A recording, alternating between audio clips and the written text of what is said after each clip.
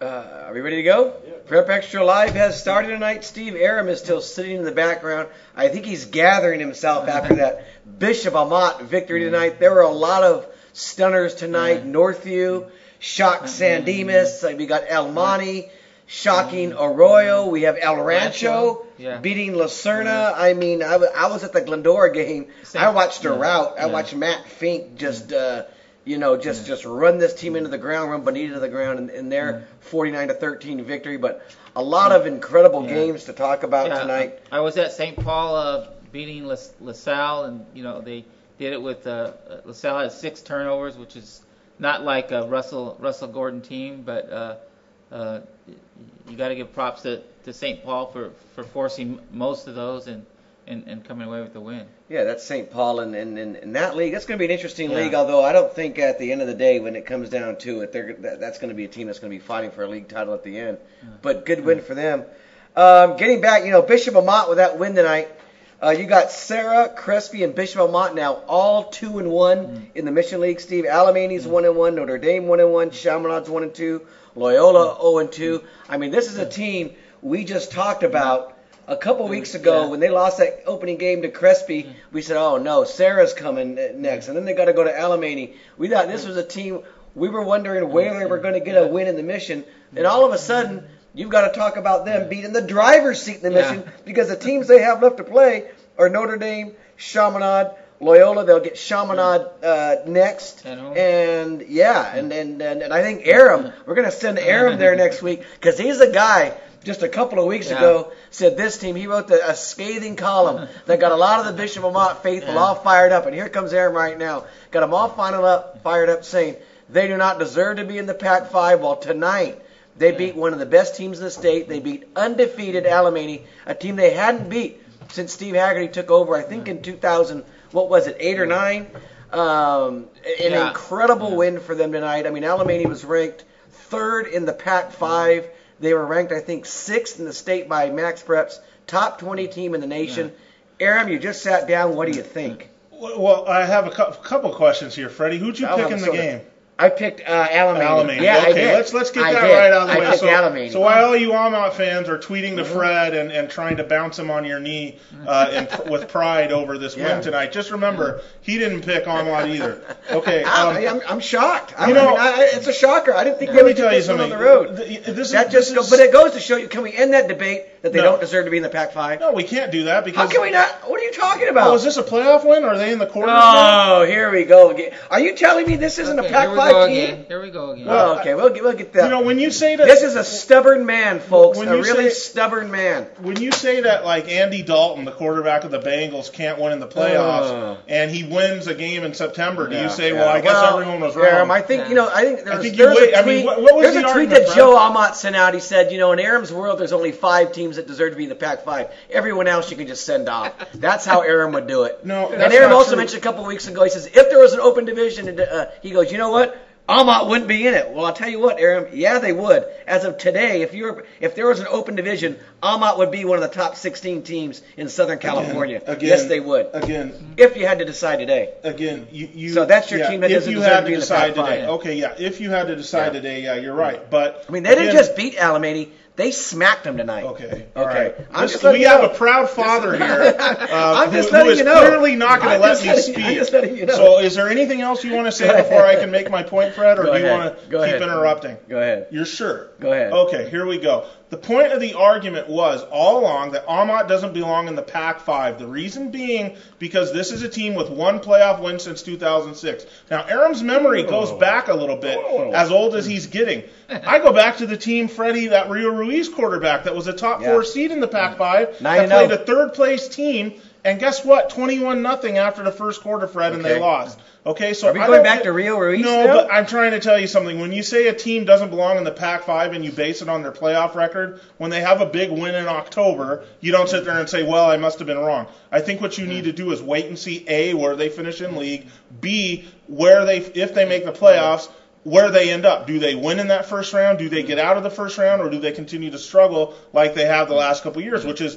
the point of my argument. The point of my argument, Fred, is not, hey, they can win big games in September or they can't win big games in September and October. The problem here is that you're kind of like a doting father. You see your I'm a kids doting score like father. a goal, and you Aram, you said something that was so ridiculous. I'm someone early in the year who'd been pretty hard on Amat. Talk that loss to Chino Hills, and when then they followed with the loss to Crespi. I was ready to write them off a little bit too in terms of their playoff chances, but not the Pac-5. That's where I thought you were getting a little bit carried away. That's where that argument started. And you could talk playoffs all you want, but this is a team now that's in the driver's seat to win the Mission. If they win the Mission League, I don't care, Aram, if they go out in the first round and lose a game. They're still a Pac-5 team. They're still a Pac. If you win the Mission League, you finish top 2 or 3, you're a Pac-5 team. That's what this is all about. This isn't about right now whether I think Amat can win the Pac-5 division championship. Well, I'm not ready to make that argument, but I'm ready to say with a win like this, Alamany in a convincing win, they're a team that on any given Friday looks like they can beat anybody. Right, and it is a great win. Just like last week's win was a good win, this one's a great win, obviously. I put a lot more stock into this win over Alamany than I would, the win over Serra, for a lot of reasons. Like you said, this was an undefeated team. This was, a very highly ranked team, all those things. But again, I was on the road. That's key, too. This isn't what my argument is about. I mean, this isn't, about regular season wins. As far as my argument that they don't belong in the Pac-5. That is based on playoff wins, lack thereof, and we won't know, what the deal is with that until, a month from now, if Amat gets in. And it looks like, they're well on their way. And a couple interesting wins. Serra beating Crespi 22-21 really puts Amat in the driver's seat now for this league. And Notre Dame beat Chaminade 41-38. So that's, they're in a good position. I mean, I think we can agree with this, Aram. This is great for the Valley to have them back in the conversation again because they're getting out of it. I could already see on Twitter, I could already see in the blogs, here comes all of the boys in blue. And I'll tell you what, I tweeted this out too. If they wear anything other than those gold uniforms again the rest of the season, some of it are telling them to go back and change because they're 3-0 with those puppies now. This win tonight really makes me scratch my head over the loss to Santa Margarita because as people recall, if back when I guess I was an Amat fan, right? Because I'm not now. But that was the opening game of the year. I thought they would blow that team out. I thought that game would be rather easy and no problem. And somehow they lost. I mean, the game was disappointing. And then the loss to Chino Hills, kind of baffles me still. I mean, they didn't have Damian Garcia and I don't for know, half, but it was still close at halftime when he came back in, and then it got away from them. And I know Chino Hills was they blew out Rancho Cucamonga tonight. By the way, I mean that's Amat also blew out Rancho. Chino Hills is going to be a favorite to win their division too. I mean they're having a very special season. One note about Bishop Amat tonight, and this is going to be the key, is Sweet. Their running back had another big game, ran for I think 100 yards or they're close. He had a game-clinching 20-yard score in the fourth quarter. He's going to be the difference maker because if they can move the ball on the ground and throw the ball at him, what's that? Well, I mean, this isn't just another thing I need explained to me about this program, and I've kind of already had. They need to run the ball. When these guys, the super softs class that's now juniors, right? When they were freshmen, they were this dynamic, awesome team, and this kid was their running back, and he looked great running the ball. What's taking him so long to figure this out is what you're saying. So then last year he's not even on varsity. Yeah. I asked where's that stud running back from the freshman? Oh, he's the JV running back. I agree with you. Why? And why did it take so long this year, especially when the only person he really has to beat out is Camargo? I completely agree. And Camargo's a short yardage back. Right. He's a goal line back. The game Camargo's I saw Sweet. A linebacker. The game, he's a D1 linebacker. And I saw Sweet last week in that game against Alamany. He has the goods. Right. I mean, what are you waiting for? I don't know. And I'm glad that he's gotten in there and Toriano, I love the name. Toriano, Sweet. Yeah, I'm glad that he's. But there could be a number of reasons why. Yeah. I mean, sometimes when a back who has a lot of talent doesn't play, I mean, he's not picking up the other things that they need him, and that could be the reason. We just don't know. Right. Well, there were a lot of people that thought a lot of those super softs should have got a lot more time last year, and now you're starting to see guys like Sweet and Andrew Vasquez, on the D line, whose dad is really, a great tweeter that Fred and I both follow and get good info off of. And now you're seeing these guys, they're really starting to deliver. And my last thing about this, Freddie, until our next big conversation about Amat is, for the Amat fans, players, and coaches, that to check better be in the mail toward me because Aram, you're the one who did it, Aram. Yes, you lit the fire in the belly. Yes, okay. Ever since I said that, and so someone even tweeted that tonight. They've picked up arguably their biggest 2 wins of the year. You're welcome. And there's the man at the end of the day. He's going to take the credit. Because if it's going to mean this team wins the league and gets to the semifinals, which for me would be good enough. I don't need them to win a championship in that division. I just want to see them win a game, get to the semis. Yeah, it's been a while preferably get to the semis. Since they've been in the semis. It's been a while since they've won a game. It's good to see them. I mean, they finally got over that Alamany hump. But if it means that's what's going to happen, then I will gladly keep picking against them every week, and they can use that as motivation. You're going to pick against them against Chaminade next? Oh, I'll pick against them if they play Mountain View, if it means that they're going to Well, look, we could probably talk about Dish Lamont in this game all night, but there were some major upsets. This Aram came in here, we said it. This is one of the most incredible nights I think that we've had in a long time. Yeah. Certainly this season when we start talking about some of these results. I'll let Aram get going with what he wants to talk about first. I think we just lost 30 viewers by stopping talking about Hama, but no. Northview. How about let's jump into Northview? Well, let's set the stage. Let's set the stage first. We had a lot of big time league openers tonight. Across the valley, and they led to they were some great matchups. And even though, they were great matchups because both teams had brought in good records on paper in a lot of these games, we kind of didn't think any of them would be good games or that the favorite would lose. Tonight, Northview smokes San Dimas in a big way. I don't think this game was ever close, looking at my Twitter feed the whole night. Stevie, that's your alma mater. Yeah, that's the team that dunked you in the Ice Bucket Challenge. Boy, man, you got to be pretty happy. Yeah, that's good for them. You're the lucky charm for San Dimas. This was not the game that Stevie was at tonight. Yeah. By the way, we've got our Twitters on. If you have some ats and you want to say something, we'll mention them here if you got a comment. But go ahead, Steve. That's your alma mater, like Aaron said. Yeah, that's got to be one of the program's biggest wins in quite some time. And they're doing it with a freshman quarterback. A freshman quarterback who. He's going to be special. I mean, he's good right now. As a wrestler? That's one of the things people are going to start to wonder. And I heard this early on. What's his name? Stephen Comstock. Stephen Comstock. The first question I asked when I saw him in their season opening, who did they beat? Rosemead? Was that the first game of the year? Yeah. I was saying, well, how long before this guy transfers out to one of the neighboring schools? And they said, no. He's a wrestler. He's there for wrestling first. That's why he's there. So if this is a keeper for Northview, what a special kid they're going to have the next 4 years. We got 3 more years with him after 3 years, yeah. I mean, it's great. And look, nobody saw this coming.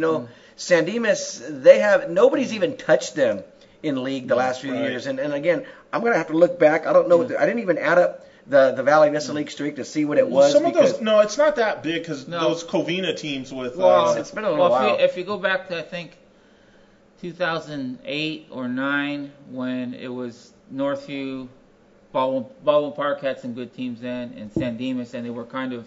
But they've had a run in the Valley Vista League. They've been undefeated. But it doesn't go back to 2008 or 9. I think those with Billy Livingston. But it's at least 25 games, right? I mean, no, not even close because those Covina teams that it was 2010 or 11. That with like Livingston and a kid that played at number 5 I can't remember his name. Those teams beat them. But this is just 2 straight years. It's just so telling because San Dimas played that great game against Monrovia. They beat Los Altos, and here comes Northview, smacking them really. Right. I mean, this was the game they won in the last second touchdown. They smacked. They lost to Bonita. But again, I mean, I think this is one of those games that just came out of nowhere. Yes. I mean, I would have thought San Dimas would have won this game by 3 touchdowns. So incredibly happy for Coach Marcel Perez because he's an extremely hard worker. He told Steve and I at the beginning of the year, don't sleep on us. Don't sleep on us. We're going to be good. We've got a lot coming back. And doggone it, he was right tonight. Yeah, and he didn't tell me that, which is disappointing. Because that would have said because I was picking against this team like against Rosemead, and I forget who they played after, but they are certainly for real, and now they're bidding for that 9-1 regular season. which will be interesting. Let's go to big upset number 2, I think. Yes. El Monte, 28, Arroyo, 23. Yeah, I think it's 26-23. I'm sorry. Oh, my contacts. This is 26-23. Yeah. This is big, Stunner. Fred. This might be the biggest stunner. I don't know. Nah, you don't think so? I'm going to save you from saying something stupid because I said something stupid in a text message to Joel Sanchez a couple minutes ago. What did you say?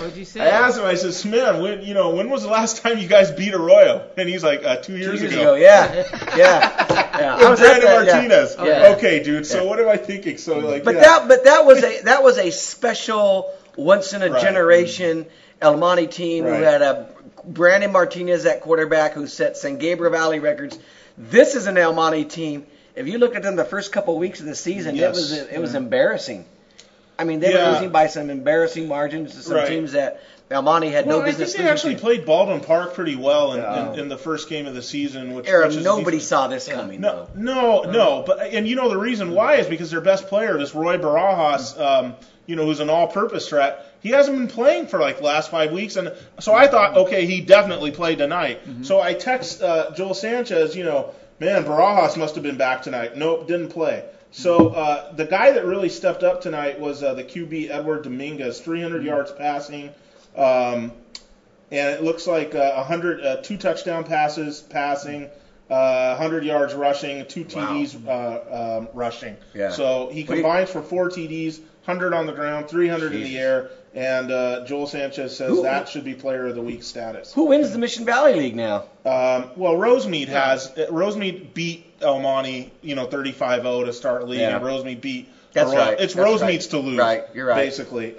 but when you talk about Arroyo, something you kind of wonder about is they have like a monster streak on the line. It may not. Arroyo's 0-2. No, they have like this streak that goes back to like 80-something. I think it may not be a streak. It may just be that they've only missed the playoffs like once since like 1980-something.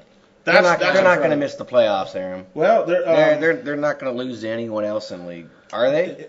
Gabrielino? Arroyo? They smoked Gabrielino last year. Yeah, I can't see them. Well, losing you wonder to if they lose to a Barajas. Obviously Dominguez had a great game tonight, but if they lose to a Barajas-less El Monte team, does that make them vulnerable elsewhere? Yeah. Yeah, but if they do make the playoffs, and assuming El Monte takes care of business, Arroyo will be coming in as a number 3. Let's get on to stunner number 3.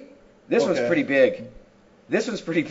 El Rancho 42, La Serna 35. The La Serna who has beaten all of these heavyweights who we talked about on the 2-minute drill as really being the favorite in the Southeast Division, or one of the top 3 favorites. I think, where did you have them ranked in your all-encompassing, Aram? They were pretty high up the list, gone up to like 5 or 6. 5 or 6? Yeah. But I mean, El Rancho's a team, though, and we talked about this. Yeah. They're a bunch of gritty guys in a game like this, and they pulled it off. Not only that, we talked about that this was their special class. This was a class that had success, I think, as freshmen. I want to say they were 10-0. I know they beat like a West Covina when they were freshmen. Don't quote me on that, but I think I'm pretty much right about the numbers and the years. So this was a very talented team, and this was the class, and this is all that stuff. And I had asked Margarito Beltran, head coach at La Serna this week, talking about the game, this environment at El Rancho on Friday night, the fact that this is the class they've been waiting on, and he's like, I don't understand. Like, what do you mean it's the class they've been waiting? I don't know what that means. And I was like, well, this is like a good team. Like, this is like, good players. And then he was like, what do you mean? Like, the environment, like, we've played in big environments, and they have. But that may be his opinion, but I mean, to us and to other people, this was a dangerous spot, and it proved to be just that. Yeah, and now you start to wonder, you had La Serna up on that pedestal with St. Francis, with Cathedral, with La Mirada in the Southeast Division. And Muir, well, we didn't know that until tonight. Yeah. I saw that. Well, we'll get back to that. But that knocks them back down, and now you have like these teams, Fred, that are in these positions. You talk about El Monte to maybe finish second in the Mission Valley League, and El Rancho now to win their league. Yeah. These teams, great win tonight, even like an Almont, but you got to keep it going. Yeah. You got to make this win tonight stand up by winning next week and the week after. Right. And it's a huge win for El Rancho. And for Serna, it's a head scratcher. I mean, it really is. It's what the night has been all about, isn't it? I mean, was. some of these results. I mean, that's the game that Stevie was at produced another one. St. Paul beats LaSalle tonight. Was it 28-21 final? Yeah, in overtime. Yeah. Again, St. Paul, when they had been on the field against teams with a pulse, now granted that was Damien and Jay Serra, some good teams, they got waxed. And by the way, thank you for watching PrepXtra Live. Brought to you by St. Paul. St. Paul had struggled against these good teams, and we kind of thought, going into this game tonight, this was a game that, with these two teams both having to play Cathedral, St. Francis, Harvard Westlake, and Tolegian down the road, you had to win this game tonight if you have any chance of getting into the playoffs. Yeah. And LaSalle bricks it, and we all thought they were going to win. Yeah, I mean, I thought it would be a close game like it was, but I thought the way LaSalle had played and the way St. Paul had played the last couple of weeks, I thought LaSalle would probably win by a touchdown or maybe a little more. But I thought a lot more. Yeah, but when you turn the ball over 6 times, okay. They had 5 turnovers in the first half, and they had one was a muff punt that shouldn't have been a muff punt. And I don't care who you play, you just can't do that. And the game kind of fell to St. Paul because St. Paul. They're a very disciplined type of team. So if you turn the ball over like that, they're not going to turn it back over. Right. And it's a pretty big win for them. Yeah, it's a very big win for them. I thought going into the year that they had a chance to beat like a Harvard Westlake, who's been kind of down. So if they being who? St. Paul? No, Harvard Westlake's been down in the last couple of years. But who did you think had a chance to beat Harvard Westlake? St. Paul. Oh, okay. So see, I didn't. I didn't think they'd win a game in the league. Well, they beat Harvard Westlake last year, and all right. Well, Harvard Westlake, that league, St. Francis beat Harvard Westlake. Harvard Westlake gave St. Francis a good game tonight, 21-7. And that shocks me a little bit, just because I mean. I don't know what's going on here. I really don't. I don't know if it was the full moon or the almost full moon tonight. I don't know if it's weird, October, because October is always a strange month, especially if you're involved in the stock market. I don't know. Really, seriously, I don't know why these things happen tonight, but we can move on to. I'll give you. Let me post these. I'm gonna set these up because these next 2 games I'll talk about. Also games we weren't at. But these games were back and forth, absolute nail biters from teams that we talked about during the week. That's Monrovia holding off San Marino, 48-42 in a game where San Marino had a lot of leads in that game. It's exactly what we talked about in the 2-minute drill, or at least what I thought. Exactly what you talked about. Yeah, what I talked about. And also Charter Oak holding on to beat Diamond Ranch 27-24. They needed a fourth quarter stop. I think a sack kind of ended that game when Diamond Ranch was driving. That's what I read on the tweets. Little surprising to me that Charter Oak didn't open that up a little bit more. I thought against it was Diamond a big Ranch. lead early. I thought they were up by like 2-3 scores early. No, I don't think it was 2-3. I thought it was a little close. But also in that league, Chino smacked Los Altos 30-14. And a team you better start paying attention to, I think now is in this conversation in the Central Division also, is West Covina. I know they beat Walnut 42-0, but you look at what they've done against the teams they're supposed to beat. They step their foot on the gas and they blow them out, and they've done it again. And their team quietly, quietly. And Mike Majori's got it going again. Right, yeah. But almost forgotten. Are you surprised with the Monrovia San Marino game? You're right. It's what I thought it would be. Close game, fourth quarter.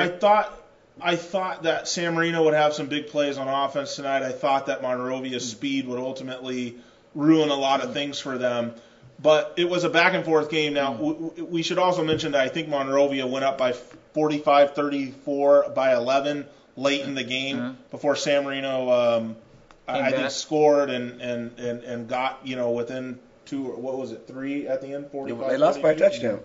Okay, well then maybe they kicked a field goal then to get closer, or whatever it was. But I know they had an 11-point lead. So when I had seen that, I thought, okay, this is what's kind of happening. Monrovia is continuing to score while San Marino's flickering out. But that really wasn't the case. I mean, San Marino continued to stay in it. And what were they up early? They were up like 20-7 early. Is that what it was? Yeah. And last year, I think the game Stevie covered, San Marino's up 14-0 on Monrovia early, and then Scobie came back and ran over? It was something like that. I mean, that's something they've got to learn how to finish these games. You get a lead on a team like Monrovia, you can't let them back in it. Yeah. You give them life again, and they're not going to just come back and tie it. They're going to win like they did. I'm starting to wonder about Monrovia now again. Yeah. I know, their fan base might as well join the Hama fan when base. you start looking at that Central Division now, okay, you want to get to the game I was at tonight? Yes. Glendora, Bonita, 49-13. Wasn't Glendora. really a game, Fred. This was 42-0 at the half. Glendora piled up,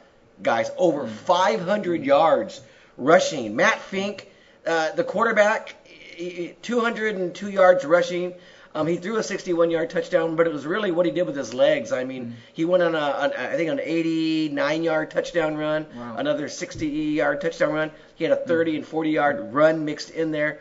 I mean, the guy is just incredible. And they had two other guys who finished with over 100 yards. I mean, they could do whatever they wanted against Bonita. Bonita in that first half, and really we're only talking about the first half because Fink only played one series in the second half. They had one first down. I think I counted 7 3-and-outs, and they finally scored on the last drive of the first half when they were just throwing it, and Glendora was in a prevent.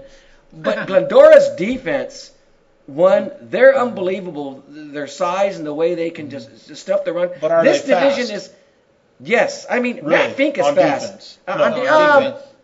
That's hard to say. I mean, they get after you. Is it not a relative term? Yeah. It's a relative term because Yeah. all summer that was the knock. Like when I kept pumping Glendora, people were like, they're not fast enough, they're horribly slow, and I kept saying, but they're very physical, and they got a QB who's fast. You got a nice recipe for success there, and people were just not having it, especially the Monrovia people saying, this team's too slow, man, our guys just covered them all day. And, here they are getting better and better and better, and this speed or lack of it, this perception doesn't seem to be a problem. I think if you're going to start defending Glendora, I know Matt Fink he's a great quarterback. And you can't defend him in that division. But here's what you're going to have to do if you're going to beat Glendora. Yeah. Because they make no bones. They're going to run the football. Matt Fink, I think he threw the ball 5 times tonight, and he doesn't need to because they can run. And they also have Andrew Montano, who runs the ball. He's a really fast little guy who can get after it too. But if you're going to defend Glendora, you've got to stop defending them against the pass. You've got to stop worrying about, is Matt Fink a dual threat? I think you've got to make him beat you with his arm. I really do. Because some of the runs, he was just stepping back. Everybody's scattered. He's just running up the middle. And the guy, when he's in open space, the secondary, those guys can't chase him down. Well, that's the other thing. He's like one of the fastest guys on the field. Thank you. I'm glad you said it because that's the other thing that I posted. On the blog like this summer is that he's like a 4.6 40. Yeah. And everyone's like, that's not, what are you crazy? What was that, wind dated? What was that, 38 yards? He's an unbelievable legitimately athlete. fast. But do you hear me, Aram? The only way to defend Glendora is forget the pass because they're not going to throw it around the park. Right. Yeah. You've got to just keep him in front of you and make him beat you with his arm because it's going to be hard for Glendora to beat teams. But he's got an arm. He's got it. Yeah. But that's not going to be their game. They're not going to throw the ball around. I don't think they really. I saw him throw it all around on Upland last year, which has a lot of athletes and a good pass rush. Yeah. And he made some beautiful throws, and they were great. But I give him a lot of credit. Who in the Central Division is going to stop that guy? Seriously, there's not a team that can stop him. Well, Ayala may stop him this week. I mean, Ayala's the team that they blew out Claremont. They're another one who's kind of crept up on us when you talk to like the West Covina has. Ayala's that team that's right there too. They're going to play next week. I mean, that's going to be a game that could ultimately decide the Palomares, in my opinion. How are they going to play? I mean, Matt Fink and those guys are tough. But the thing is, they don't give up a lot of points. And they're battle tested too. When you look at some of the teams that they've played, it's going to be tough. But again, you're going to have to make him beat you in the air because if you try to defend the pass against them, he's just going to run the ball all day. It's very tough. I was at the Pasadena Quarterbacks Club today, and Coach Steve Bogan of Maranatha was there, and he was talking about his quarterback, is how he's able to extend plays and uses his athleticism. I mean, sometimes the defense kind of designs a play to stop you, but when you have an athlete like that, you can't stop. Yeah. You can't stop him no matter how hard you try. And I've seen Fink throw the ball a little bit more than this. Hey, look, tonight you don't have to. When you can run for 500 yards, why you want to put the ball in the air? And he did once, and he went long, and it was a touchdown pass. It was a beautiful pass. at that. And I give him a lot of credit, and Coach Llewellyn a lot of credit, because sometimes when you get a guy like this, and you're a coach, you feel like you've got to showcase him. You feel like you've got to air it out because you've got this golden arm. And give credit to him and Fink, because they want to do whatever they have to do to win. And that offensive line. Yeah, that offensive line. And Fink is a really, really humble kid. I'm talking to him after the game, and I'm trying to get him to talk about himself. Yeah. And he's been coached up right by his coaches. Yeah. All he did was talk about that offensive line. Yeah. He gives credit to everyone else. And his dad's a good guy. You know, his brother Dylan was a stud linebacker, all-area linebacker who was there last year.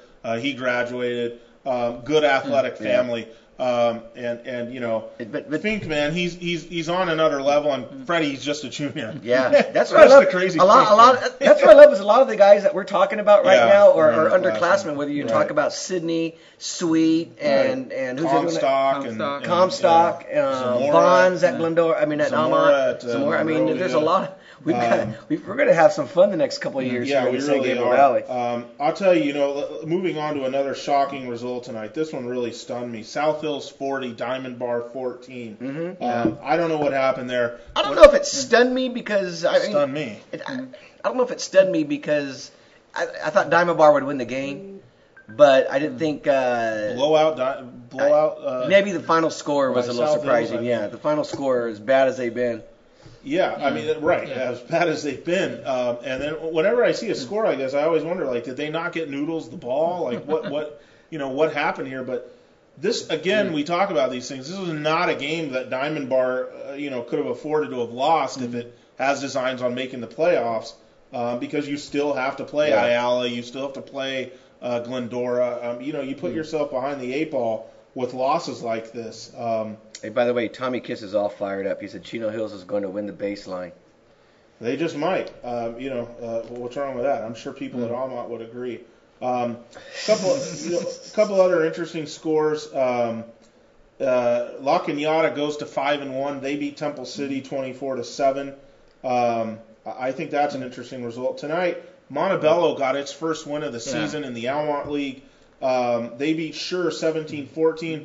Montebello had really disappointed so far this year. The whole Almont League, I posted on my blog, they had 4 wins combined going into this week, the whole league. Someone's got to win it. We thought it would be either Sure or Montebello, and we thought Sure would win tonight. But Montebello gets it done, beats them 17-14, and now they have a chance if they can finish off the rest of the league to win a league championship and put a happy face on what was a really rough start from a team that a lot of people expected a lot of things from. But in all fairness, they did play a tough schedule. They did, but Sure I thought played a tougher one, but I could be wrong about that. La Puente tonight, they had their chance at Pomona, and if anyone was going to give Pomona trouble in the Miramonte League, we figured it would be La Puente, and that didn't work out. 74-14. Wow. Pomona goes in and beats La Puente. Forget it. They're going to run the table in that league. They may run the table in Hey, I think Pomona they're the Mid Valley Division favorites right now. I mean, I know Northview beat San Dimas, but Pomona and Pomona also. I think today was the day that the sit-out period ended. And they got someone back. Brian I think tonight, from Diamond Bar. Come on, Aram. I mean, Pomona's got to be the favorite in Mid Valley. No, I don't think so. Because Paraclete and Sierra Canyon are really powerful this year. And by the way, a Roland Lee just tweeted. He said, "Agreed. To beat Glendora, you need to stop the run." I think Fink was only 4 of 13 passing against Charter Oak 2 weeks ago. So there you go. There's at least one person. But there were these games last year, Fred, where the same thing happened, where Fink didn't light it up passing, and Glendora won the game anyways. And it's happening this year because no one can stop the kid running. But let me also say this. When the games are close, like last year, late in games, they can't stop this kid. I mean, if he was playing, in the Pac-5, with this Glendora team, then maybe teams would stop him. But in the Central Division, if it's a tie ball game or his team's down by 3 with 3 minutes left and they have the ball, there's not anyone in the Central that's going to stop him because he runs around, he makes something happen, and he's a winner. The guy's just going to win the game. What a stud. Anyways. And by the way, go on our blogs tonight and tell us what you think the biggest upset of the night is. I think I'll post a poll later. Go on Aram's blog, my blog, the Pasadena blog, the Whittier blog. I mean, go on them. Let's have some fun this weekend. Lots to choose from. Okay, so the game I was at tonight, Mirror. I called this a blowout. I told you it was going to be a blowout. That's what that's when they get. Well, Burbank was a team that made the semis last year. Now, granted, their best player is James Williams, running back. He's out for the year with a knee injury, and that really kind of hurt them. But they're still a solid team. Mirror tonight, man. Like I had tweeted out, I've seen St. Francis. Yeah. I've seen. I thought that was an interesting tweet you sent out. Yeah, I've seen those teams. And eye test wise, Mirror matches up with them. Speed wise, St. Francis? Yeah. Speed wise, Mirror is faster than either of those teams, top to bottom. Okay, I'm not saying Dylan Crawford isn't faster. Jimmy than somebody, Bonds, are you listening to or this? Tony Brown isn't faster than somebody on Mirror. That's not what I'm saying. But I'm saying 1 through 11, Mirror. You can't get to the edge on them when you run the ball. You're never going to get to the edge. You're never going to turn the corner. You can forget that. And then when you're passing, you're really not going to find any room on Tayon Mason, the stud DB that's got his pick of any college to go to. He's going to shut down one side of the field, guaranteed. But this is what I found was interesting about Mirror tonight. I was standing there with Terry Wilson, who was an all-area linebacker last year, who's now the leading tackler at PCC. Mm-hmm. He was telling me, he was kind of running through like saying, that's so-and-so, that's so-and-so, that's so-and-so. 4 Alamany transfers, and it's hard to call. 4. It's hard to call any kids that live in Pasadena that went to Alamany and now are back at Mirror transfers because they're just back at home. And boy, these guys, man, they got Fred like 15 like really nice athletes that at any one time could handle the ball, play DB, play receiver, play running back. It's really impressive. They look a little limited in the passing game. They still make some mistakes. They, like I said, they passed the look test, and talent-wise, they're as good or better than La Mirada and St. Francis. Yeah. Do they put things together like La Mirada and St. Francis? No, they don't. Yeah. But they're a young team with a new QB. Eventually, in the playoffs, if they do, they're going to be dangerous. If they don't, then they're going to go out, and that'll be that. But if I'm La Mirada or I'm St. Francis, I don't want to play these guys. Yeah. Because if you catch them on the night where they don't make mistakes and put things together, then you're in trouble. They win league now. I think they'll run the table now. I don't know because they got to play Crescenta Valley. How about Pasadena High School with the blowout over Arcadia? Yeah, they needed that. Yeah, I thought you thought that would be a little closer, didn't you? I'm not shocked by that. I'm surprised. How was the crowd at Mirror tonight? I've been disappointed in the crowd. Disappointing. I mean, they had guys. It was great, and they have some people in the crowd. There's a couple things about this. They have people in the crowds that really say some crazy things towards the other players. After the game got a little bit out of hand, somebody decided to celebrate by sparking up a joint. So we got like a nice weed smell. We've used joint and weed in the show tonight. Oh, it gets better. Wow. So we had some nice. We had a weed smell going through the crowd. It's funny. The cops were there, and I turned around. The cops were in this one position, but once the weed smell came, I turned around to see where the cops were, and they were gone. Now, so either A, the cops were the ones producing the smell, or B, they were on the hunt for whoever had been, sparking up. Aram is just joking about the police part. I'm sure. Well, okay. Anyways, this is the weirdest thing though that happens at the game.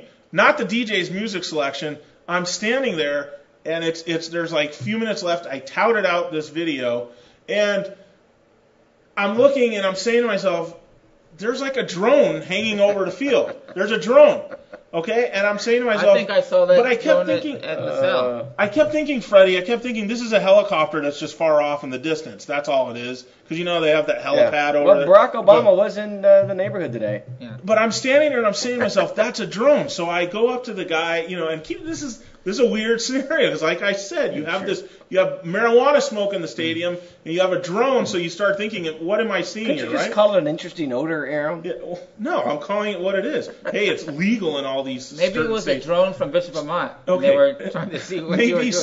So I go up to these, 2 kids on the sideline. I'm like, is that a drone? Like, what is that? And the kid's like, yeah, that's a drone. Like, that's been here, that comes to, like, a lot of the games. The guy is out in the car somewhere, and he's videoing the game with it. Oh, okay. I'm like, you got to be kidding me, man. And it's there, and the refs are starting to notice it, and it's dropping down a little bit. I'm saying, I just can't. I got video of it. It's hard to make it out. You just see red light. You've got to tout that out. Yeah, I did. You just see a red light in the middle of the screen. it's hard to like get like real, real close on it because it's way up in the sky. How's the food? Did you get some hot links down there tonight? No, but I will say this: Mir has really stepped up its snack bar game. I used to love the Mir snack bar back in the day. That was the food booth, Fred. Okay. But now they had like a taco man there. Oh yeah. That was good, and they had like a regular stand where they sold like sweets and sodas. And that's good. Not enough of these football places serve tacos, and I'm tired of hot dogs at these football games. I'm still not sure that they have outdoor plumbing. I like my carne asada tacos. I'm sure not sure that they have outdoor plumbing at Mir for football games, meaning you got to go in a porta potty. And can we see water. Can we see more pepper bellies at games too? Because I really miss those. Those are great. You know what those are, Aram? The Fritos, the chili with beans. The chili inside of the bag. Very few high schools have pepper bellies anymore. You just asked me if I knew what pepper bellies are. I love my pepper bellies. Very few people have those. You know what a hot dog is, Aram? Yeah. Pretty much.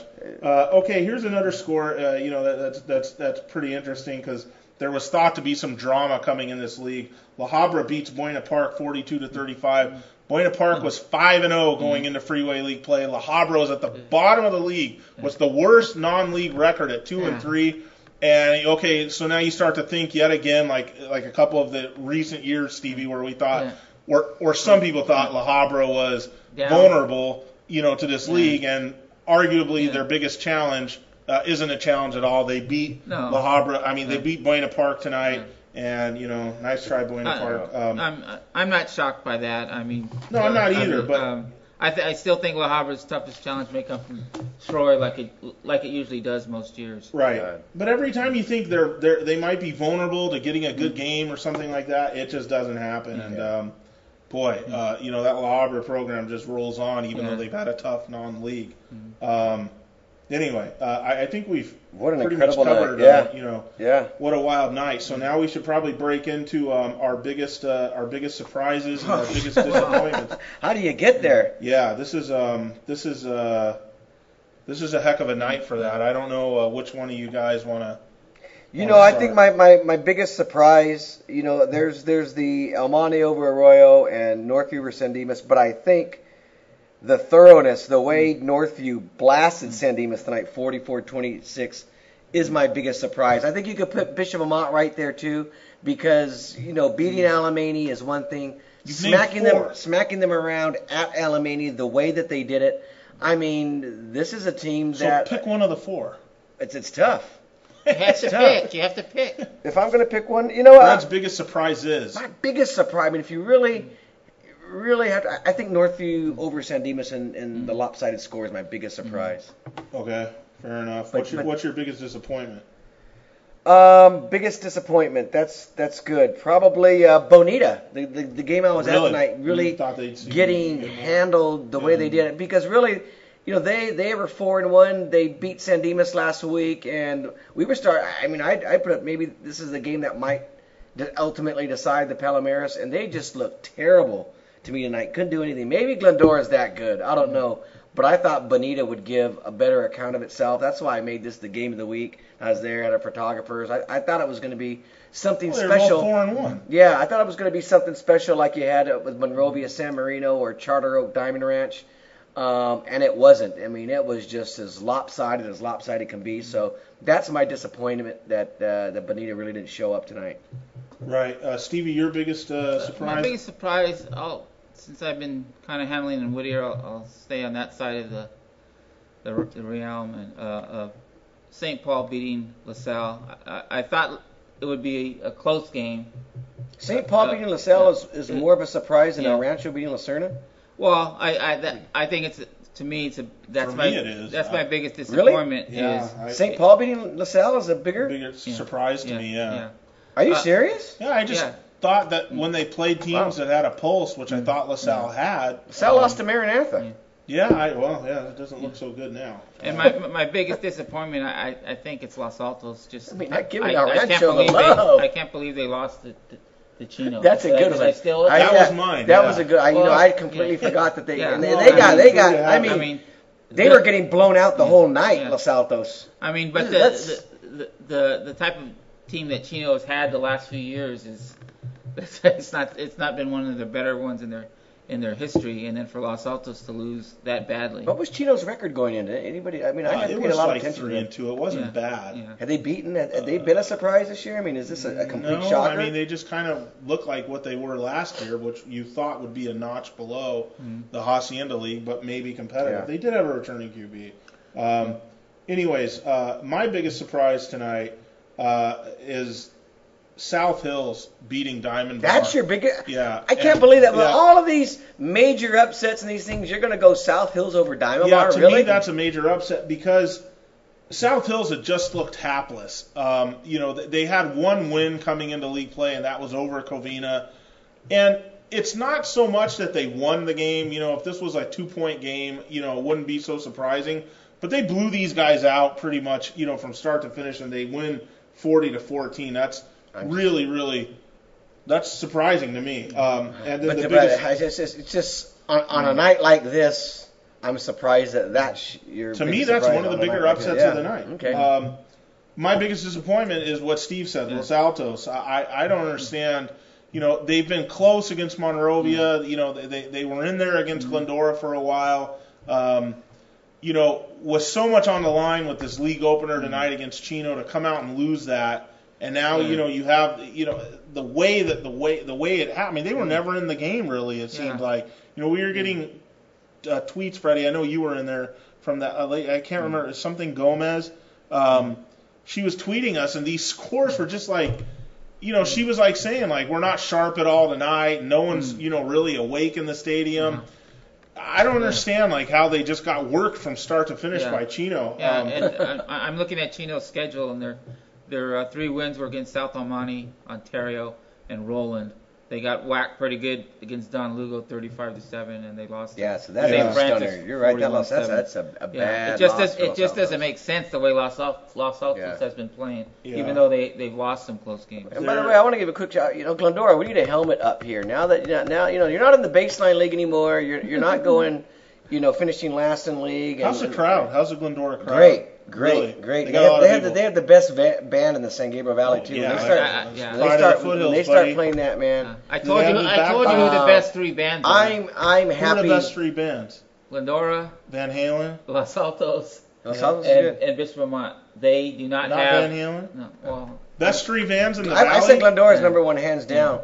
High school bands. High school bands. And I think a lot of next, people that are under 30 caught that because Van Halen's an SGV band. But and next week in the battle of cheer sections, we've got number 1 versus number 2 in my book. We've got Los Altos going against Charter Oak in the battle of cheer sections. I thought Damien was the number 1. Do you think those students are going to come out, Freddie, after what happened this week? And Los Altos ones will. I mean, they're pretty. They're pretty nuts over there. The Conquerors need it, man. They're too good to let not make it the playoffs. They're gonna. From the very beginning, when I picked the Hacienda this week, and I had Los Altos 4th, and it's looking a lot like that right now, especially if they lose to Charter Oak. Somebody's got to be 4th out of 4 really good teams. I mean, now even Chino, but I think I had Charter Oak 1. There and would be some good team on the outside. West Covina 2. I forget who I had. Diamond Ranch 3. And yeah. I don't think it's going to be the Chino. league is so good that a good team would finish 4th. I think that loss tonight,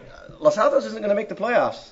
They're not going to make the playoffs. Not still having to play Charter Oak. Right. Not still having to play Diamond Ranch and West Covina. They're not going to make the playoffs. Yeah. This was a game they absolutely had to win if you're going to be in the conversation. Yeah, there's no margin for error anymore, and who thinks that they can win under those circumstances? I don't know. And Aram, last thing. Yeah. Would you drop Bishop Vermont from the Pac-5? I'm waiting to see what happens. As of right now, yes, I'm waiting Aram to see. is going to be stubborn to the end.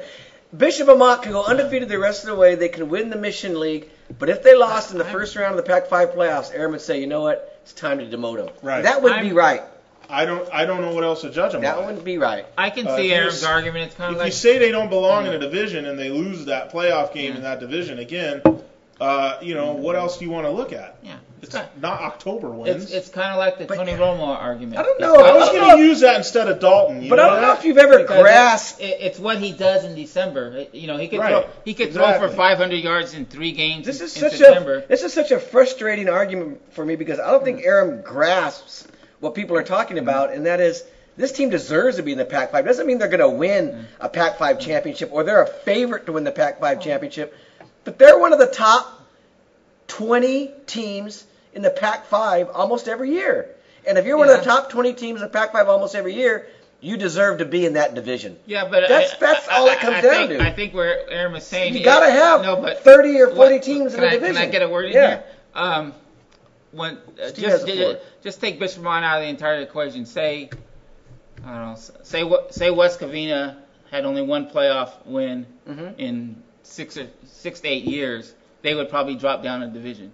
Because that's how CIF does things. Well, they drop leagues. They don't drop teams. But I don't think if you were dropping teams for sake of argument, I don't think you'd be talking about West Covina. No. I think you'd be talking about the teams that go 1-9 or 2-8 that deserve relief. No, I mean what they look at is the leagues. If the league has one win, if you could take away teams, and you're looking at the Mid Valley. You would take away the Workmans and you would take away those teams and drop them to Division 13. I mean, those are the ones that deserve relief, not the ones like Covina. I think they did that last year. Huh? I think they did that last year. No, we've switched leagues this past year. We did switch leagues, but I'm saying there are a lot of teams like you look at somewhere like Northview and like Covina, they haven't done really anything in the playoffs or in league. They finished middle of the road, but you don't drop them from the Mid Valley because they're not. That's kind of what you liken it to. But this is the top division. Yeah. And teams cycle in and out of it. And Freddie. You know what? They're gonna Bishop Vermont's probably going to be ranked 6th or 7th next week in the Pac-5. I mean, they're going to shoot up their rankings again. If they take care of business and if they win out. Well, you know what happens. They are in the spot right now where they're going to lay an egg. They can lay an egg next week against Chaminade. I can't see them because this has been the story of Bishop Vermont since I've been covering him, since I came back to the Tribune from the Star News, is that they get in these real highs where you're thinking, oh God, here they go, and then boom. They had that loss, and you go, how did they do that? I think it was 2008 when they won the Sarah, and they won their first round game, which, if you go by Aram's stats, is probably their only playoff win. Yeah, but then they went to Lakewood, and they were who was the top. They were winning that game, and then they just did not finish that game. Yeah. This was another game. Who knows? Bishop Vermont's got to start. The things that they do. I was following some of the tweets. They had another fumble on the goal line tonight. They still do little things that they've got to clean up. Yeah. You can't do that in the playoffs. But Aram was right since the beginning of the year. It's the defense that's going to ultimately decide what this team does, because they've really that's to me has been an Achilles heel for them for a long time. And to defend against a team like Alamany that scores a lot of points, that has a quarterback that can throw the ball around the park, for them to defend that. And really, Alamany scored some of their points late. They were up on them big at half. Okay. That tells me a lot about Bishop Vermont's defense. And if Sweet can get going now and they're throwing the ball, I don't know. I mean, you talk about teams improving Aram. I mean, that Santa Margarita loss it's a long way away now. Maybe they're improving. Maybe they're becoming. Loss makes no sense to me. But that was a game. It wasn't overtime. You're right. They should have beaten them. 10 times. Almont beats them 8 you're right. times. Sorry, I think you're going to lose some games like that, though. Well, but I also think that maybe that was the wake-up call they needed. Who knows? The wake-up call they needed was Aram Tolegian writing a scathing column. Ever since Aram wrote that column, they've looked like world beaters. 2-0. Aram writes that column, and they follow with a victory over Alamany and Sarah. Aram. Yeah. I think that when you go there next week, they do love Chaminade next week. Huh? Yeah. I love Chaminade next week. Yeah. I don't know how Almont scores a touchdown next week against Chaminade. Is that good, Almont fans? Yeah. And at the end of the day, set you up? They give you a hard time, but they love you over there, Aram. I mean, that's. I know they keep. They do. I'm getting We're just having fun here. Everyone knows that we're having fun and we're debating and they're fun topics. I will gladly embarrass myself to see them go to the semis. I'm getting tweets, here from everyone. From our boy Eddie, man, I think he's now keep hating, wait in line, there are plenty behind you, stuff like that, and I understand. I mean, a lot of the people who are in disagreement with this, and I'm sure there are some that are level-headed or not, emotionally involved. are Amat fans with Amat kids, at the school playing on the team and stuff like that. So, of course, you're going to sit there and say, oh, you're hating and all this stuff. Like a Joe Amat, I think has a lot more of an argument because he's kind of been there, but he's still, an Amat homer. I'm not, right. I'm Joe, a fan. Joe of, Amat, I've never seen Joe Amat tweet so much as he did tonight. Yeah, level-headed about this, but like guys like Eddie or other people that are out there, you got to understand, man. I was here before your kid was like breastfeeding, okay? Here's what Joe Amat, and I'll be here long after he's got kids of his own. Here's what Joe Amat tweeted tonight. It's kind of funny. Here we go. Yeah. Can you see LMAO. I can't see anything. Yeah, there it is. That's Joe Amat's tweet tonight. Right. That was to you, Aram, I think. Okay. Right, yeah, I'm sure it was. But you got to understand that this isn't this is somebody on the outside looking in. This is not someone with a kid at the school, with players on the team, who's a coach on the staff. Who's that? Me. Yeah. And other people. I mean, because I have other tweets from other people who hate Bishop Amat and are like, yeah, that's right, all that stuff. And I don't put much stock into those either because they're coming from the opposite end of the spectrum. But if you want to look at it and have, a decent, argument or debate about it, it's a good debate to have. That's all there is to it. That's why we've been doing it. That's why we've been doing it for 3 weeks now. Well, I've been doing it a lot longer, Fred. I did it, a couple seasons ago. And we'll see if they go out and, get this playoff win and or two and make it to the semis. Well, the debate's over. I think next week is the game because I really do think they should be able to handle Loyola and Notre Dame to finish it. I mean, because they're going to Loyola looks like they're in trouble. I think Notre Dame. Notre Dame will be weak. Notre Dame will be weak. But you see, Joe Alma brought that up too. But the thing is that Loyola has won. Division Pac-5 championships. Yeah, but it's been a while. Though. 2003 and 2005. Yeah. I'm pulling Almont back to 06. Okay. Since then, one playoff. So you see what Yeah. Do you have the schedule? The real last thing before we leave the mission schedule. I think they play Alameda this week. Then they have a bye. Then they get Chaminade a bye. Then they'll Loyola at home. Yeah. And then they finish with Notre Dame on the road. Notre Dame to finish? So I think this game against Chaminade. Yeah, they play Chaminade next week at home. Then they have the bye. Then Loyola at home. So they'll have 2 weeks to get ready for Loyola at home. So this game is the one that can really set them up for a possible league title. It's amazing. I'll be very excited to be there next week against Chaminade. My final question of the night, though, goes to this guy. What do you do now with your number one ranking, man? Glendora? I was thinking about that driving home tonight. Bishop Amat or Glendora. I mean, you can't. It's hard. It's hard to drop Glendora because they were so thoroughly convincing tonight. But I'm going to be completely honest with myself, and I'm probably going to put Bishop Amat back on top this week. Which is what I had last week. Because Aram, the Bishop Amat hater, had Amat ahead of Glendora in his own personal rankings. But I didn't want to overdo it last because they do have 3 losses and they beat Sarah and there were some people had some questions. I told myself going in if they could beat Alamany on the road, then no matter what Glendora does, you have to put Amat back on top. I mean, let's just be real. Yeah, I agree. I agree.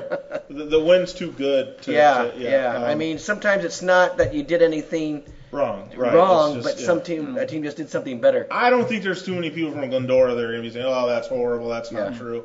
Whatever. So if you did that in baseball, Glendora might have a problem. So Wild Night in the book: drones, marijuana, upsets, craziness. Thank God. Hopefully, no injuries from what we've seen. And maybe it carries over, Freddie, into tomorrow. And there's upsets and crazy things in college football, like, even though this isn't really a big upset, UCLA beating Oregon, which I hope happens. I'll be there. Come on, Bruins, 12:30. By the way, one huge high school football game, and it's not technically in any of our 3 zones, but I think it's one that might be one of the biggest rivalries in the Southland next to Garfield, Roosevelt, and that's Cathedral taking on Salesian tomorrow night. That's at Salesian Saturday night. They were selling pre-sale tickets for that. Steve Ramirez is going to cover that. No, I'm not. Oh, okay. I'm not going to be there. Freddie will be there doing video. No. But that's going to be a super game. Yeah. Right. All right. Well, we'll be watching for that. Okay, get on the blogs, everybody. Let us know.